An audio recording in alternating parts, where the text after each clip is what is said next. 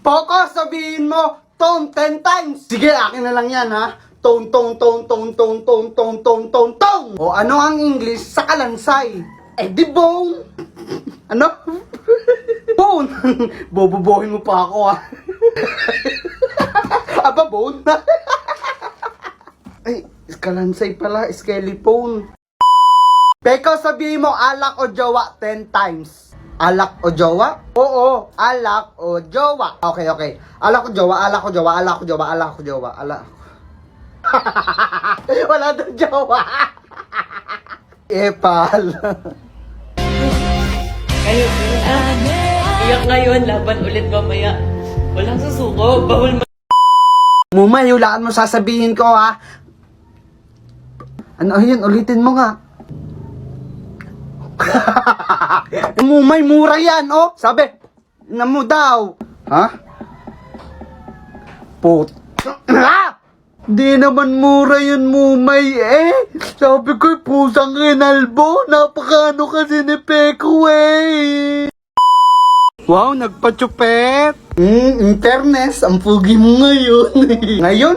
Eh, pogi naman talaga ako. Bakit may letter C dyan? Ano ibig sabihin yan? Wala, design lang yan kasi pogi ako. Ah, may ibig sabihin yan, J kasi zupot. Mumay si Peko. Marinig siya ni Crush eh, nakakahiya. Bata. Peko, be matured enough. Di ka na bata. Kaya sama mo na lang ako sa pagtanda. Tayo na lang dalawa. Tayo na lang magsama.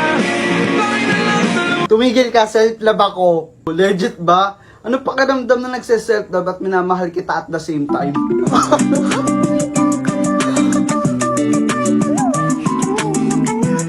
Umayos ka nga! Seryoso na, Peko.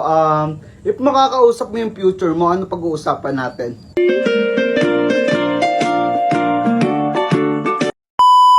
Yan nga, no, tapang-tapangan tayo ngayong araw. Dahil nagpa-piercing lang naman tayo sa ating kilay. At tattoo and piercing ang mga ginagawa nila. At dito sa part na to, pumili na ako ng hikaw na ilalagay sa aking kilay.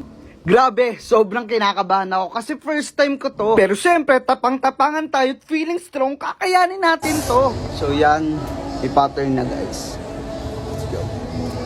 At dito nga, sinimulan na ni Kuya butasan ng aking kilay. Siyempre, kalmado tayo dyan. Feeling strong tayo eh. Ewan ko nga ba dito kay Punch? Actually, napadaan lang talaga ako dito at bigla ko lang napagdesisyonan magpahikaw. And makikita nyo pala dito sa video na to, ganun lang kabilis yan. Guys, hindi siya masakit. Di kayo makakita ng reaction sa mukha ko. Kumbaga, literal na walang hapde. Mas masakit pang iwanan ka ng jowa mo eh, Eme. Wow. Let's go guys. Yun na pala yun.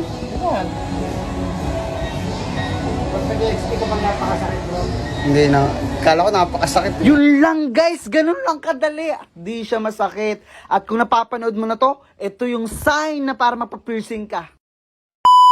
Wow, astig ha, may hikaw sa kilay. Siyempre, atapang-atawa ko eh. Atapang-atawa talaga. Bakit natatawa ka?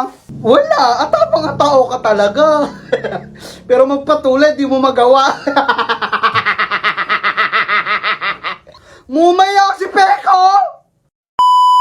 Mama! Koloy, tigilan mo ako, kagabi ka pa. Mama, di ba sabi ni Father kahapon nagsimba tayo, tanggalin ang galit sa puso, patawarin na may kasalanan, maging good Samaritan. Eh paano ikaw? Ako kasi simba ko lang, ako wag mong dinedemonyo ha?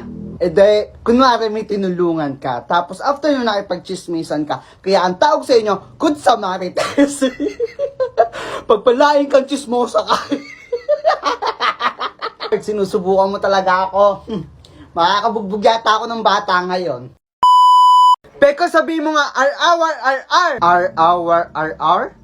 Oo, 10 times ha? Okay, game ha? R-hour. Aso yan.